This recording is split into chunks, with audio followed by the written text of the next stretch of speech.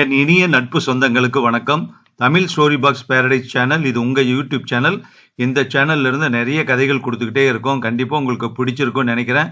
இன்னும் நிறைய பேர் இந்த சேனல் வீடியோஸை பார்க்கவே ஆரம்பிக்கல. கண்டிப்பா பாருங்க. ரொம்ப வித்தியாசமான டிஃப்ரெண்டான வீடியோஸ்ல கதைகள் கொடுத்துட்டு இருக்கோம். கண்டிப்பா கதை சொல்லக்கூடிய வீடியோக்கள் வேற என்னென்ன சேனல் இருக்கோ அதுல இருந்து கண்டிப்பா டிஃப்ரெண்டாக இருக்கும். இந்த சேனல் நீங்க ரெகுலரா வீடியோஸ் பார்க்கறப்ப தான் அதனுடைய வித்தியாசத்தை நீங்க உணர முடியும். எப்படி ஒரு டிஃப்ரெண்டான ஒரு அப்ரோச்ல இந்த சேனல் ரன் ஆயிட்டு இருக்கு, எப்படி ஸ்டோரிஸ் கொடுத்துட்டு இருக்காங்க, எது மாதிரியான ஸ்டோரிஸ் கொடுக்குறாங்க அப்படிங்கிறத நீங்க புரிஞ்சுக்க முடியும். இந்த வீடியோல இருக்கக்கூடிய ஒரு கதை என்ன அப்படின்னா, படித்ததில் பிடித்த கதை எனது வகுப்பு தோழன் அப்படிங்கிற ஒரு தலைப்புல எழுதியிருக்காங்க. தலைப்பு நான் கொடுத்துருக்கேன். ஆனா இந்த கதை வேற யாரோ சோசியல் மீடியாவில் எழுதியிருக்காங்க. சமீபத்தில் படித்தேன். ஏற்கனவே ரொம்ப நாளைக்கு முன்னாடியே கொடுத்த கதை தான் போல இருக்கு. ஆனா நான் இப்போ ரீசெண்டாக படித்ததுனால என் மனசை தொட்டது. கண்டிப்பா ஒவ்வொருத்தரும் தெரிஞ்சிக்க வேண்டிய, புரிஞ்சிக்க வேண்டிய, நடந்துக்க வேண்டிய ஒரு விஷயம் இந்த கதையில இருக்கு. ரொம்ப டிஃப்ரெண்டா அப்ரோச் பண்ணியிருக்காங்க. அவங்க எழுத்து நடையே ரொம்ப வித்தியாசமாக இருக்கு. யார் எழுதுனாங்கன்னு தெரியல. அவங்களுக்கு நம்ம சேனல் சார்பில் முதல்லயே வாழ்த்துக்கள் தெரிவிச்சுக்கலாம். கதைக்குள்ள போலாமா? எனது வகுப்பு தோழன். படித்ததில் பிடித்த சிறுகதை. 30 ஆண்டுகளுக்கு பிறகு எனது வகுப்பு தோழனை அன்று சந்தித்தேன். நான் அவரை ஒரு ஹோட்டல் லாபியில் மீண்டும் பார்த்தபோது அவர் எளிமையாக இருந்தார். அவர் எளிய உடைகளை அணிந்திருந்தார். நான் கொஞ்சம் நிம்மதியாக உணர்ந்தேன். அவர் என்னிடம் நடந்து வந்து என்னை மீண்டும் பார்த்ததில் மகிழ்ச்சி என்றார். என்னுடன் ஒப்பிடுகையில் என்னை விட கொஞ்சம் வசதி குறைவாகவே தெரிந்தது. நாங்கள் தொலைபேசி எண்களையும் தொடர்பு விவரங்களையும் பரிமாறிக்கொண்டோம். என்னுடையதை கொடுத்தபோது அவர் முகத்தில் ஒரு மகிழ்ச்சியை காண முடிந்தது. பெருமிதத்துடன் எனது புத்தம் புதிய ரேஞ்ச் ரோவரில் அவரை வீட்டில் இறக்கி விடுகிறேன் என்று அவரிடம் சொல்லி அதை அவரிடம் காட்டினேன். அவர் மறுத்து அவர் ஏற்கனவே தனது காரை வர சொல்லி இருப்பதாக கூறினார். அது பழையதாக தோன்றியது. 2001 ஹோண்டா. மறுநாள் அவரை என் வீட்டில் மதிய உணவுக்கு அழைத்தேன். எனது வெற்றியையும் செல்வச் செழிப்பையும் அவருக்கு காட்ட வேண்டும். நான் வசித்த பார்க் வியூவுக்கு அவர் காரில் வந்தார். எனது வீட்டை பார்த்து அவர் மிகவும் ஈர்க்கப்பட்டார். அந்த வீட்டை லோன் போட்டு கடனில் தான் வாங்கியிருந்தேன். நாங்கள் மதிய உணவு சாப்பிட்டோம். அவர் சிறு வணிகம் மற்றும் ரியல் எஸ்டேட்டில் இருப்பதாக என்னிடம் கூறினார். நான் அவருக்கு எப்படி உதவுவது என்று கேட்டேன்.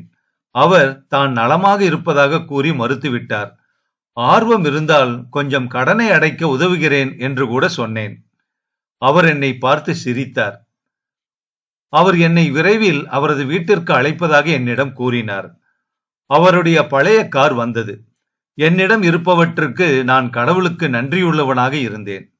விரல்கள் அனைத்தும் சமமாக இல்லை என மனதிற்குள் நினைத்துக் கொண்டேன். நான் அதிர்ஷ்டசாலி. நான் நல்ல கம்பெனியில் வேலை செய்கிறேன். 2 வாரங்கள் கழித்து அவரை பார்க்க நானும் என் மனைவியும் சென்றோம். அந்த நண்பனின் அந்தஸ்தில் அவள் ஈர்க்கப்படாததால் கூட வர தயங்கினாள். கல்லூரியில் நாங்கள் நெருங்கிய நண்பர்கள் என்பதை சொல்லி என்னால் அவளை எளிதில் சமாதானப்படுத்த முடிந்தது.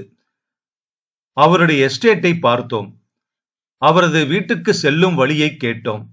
எங்களை வழிநடத்துபவர்கள் அவருடைய பெயரை கேட்டவுடன் மரியாதையுடன் பேசினார்கள். அது ஒரு எளிய ஆனால் அழகான வீடு. ஒரு 4 படுக்கை அறை பங்களா. முன்னால் 4 கார்கள் நிற்பதை பார்த்தேன். நாங்கள் அவரது வீட்டிற்குள் நுழைந்தோம். அது உள்ளே மனதை தொடும் அழகுடன் எளிமையாக நேர்த்தியாக இருந்தது. எங்களை அவர் அன்புடன் வரவேற்றார். மதிய உணவு நன்றாக பரிமாறப்பட்டது. மதிய உணவின் போது அவர் எனது எம்டி பற்றி கேட்டார். அவர்கள் இருவரும் நண்பர்கள் என்று கூறினார். அருகில் இருந்த அவரது டேபிள் ஒன்றில் கம்பெனி கிஃப்ட் ஒன்றை பார்த்தேன். நான் பணிபுரிந்த கம்பெனியின் சுமார் 38% பங்குகளை அந்த கம்பெனி வைத்திருந்தது. அவரிடம் இது பற்றி விசாரித்தேன். அவர் சிரித்தார்.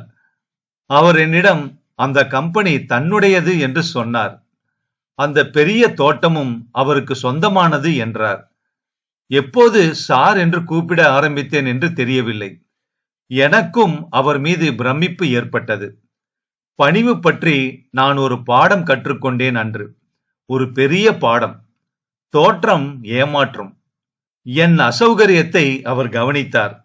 வீட்டிற்கு திரும்பும்போது நான் மிகவும் அமைதியாக இருந்தேன். என் மனைவி பணிவாகவும் மிகவும் அமைதியாகவும் இருந்தாள். அவள் மனதில் உள்ள எண்ணங்களை என்னால் உணர முடிந்தது.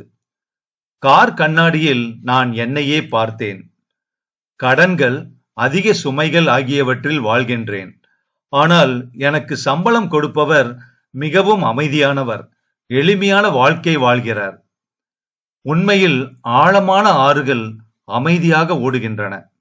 மற்றவர்கள் பெருமையாக பேச வேண்டும் என்று வாழ்வதை விட உங்கள் நிம்மதிக்காக வாழுங்கள். இந்த கதை எப்படி இருக்கு? இது சம்பந்தப்பட்ட உங்க ஒப்பீனியனை இந்த வீடியோ கமெண்ட் பாக்ஸ்ல சொல்லுங்க. இன்னொரு கதையில் சந்திக்கலாம். நன்றி, வணக்கம்.